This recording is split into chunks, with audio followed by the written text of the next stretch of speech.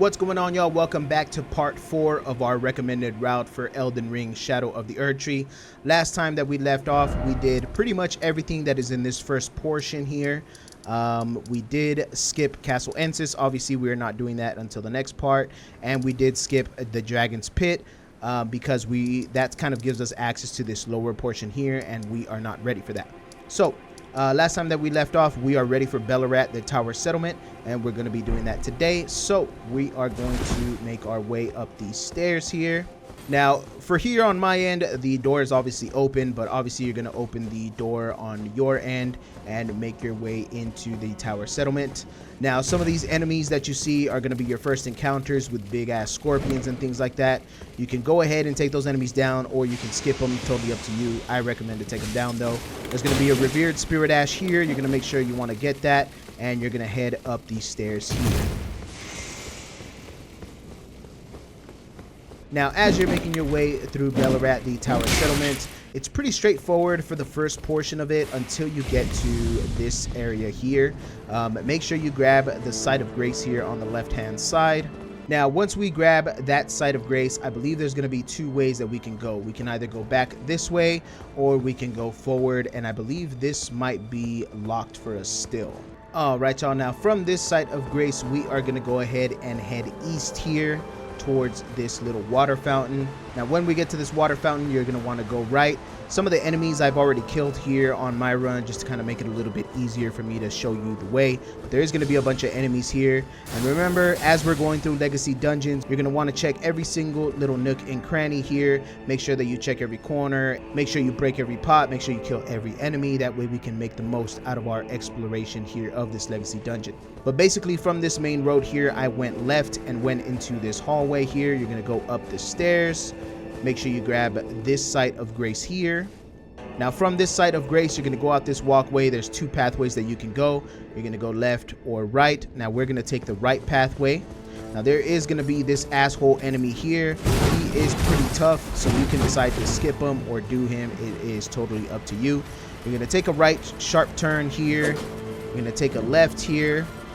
And you're going to go straight, and you're actually going to take a left here as well. Now, right before you get to the waterfall, there is a right that you can take and go into this pathway and take this ladder.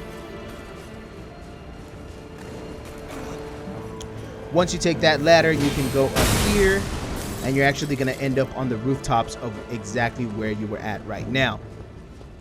Now, when you're up here, you can head that way towards the rooftop, but I'm actually going to take you this way here, and we're going into an area where there is going to be a Michael's Cross. Now, when you come here, there's going to be a bunch of little scorpions. You're actually going to jump on these ruins here, and you're going to jump back to this pathway here, and there's going to be a pathway here that you can take. Now, as you are taking this pathway back here, there's going to be some enemies that you can fight, little fly enemies. Make sure to get rid of them so we don't have to deal with them.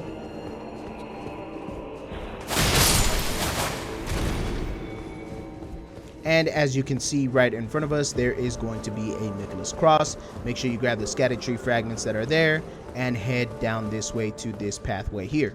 Now, basically what that's going to do is just kind of lead us over to this kind of secondary area here. There is an item here that you can grab, so make sure you grab that item real quick.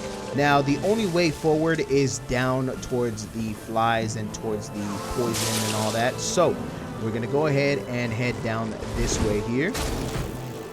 And we're going to take a left over here towards this little waterfall area.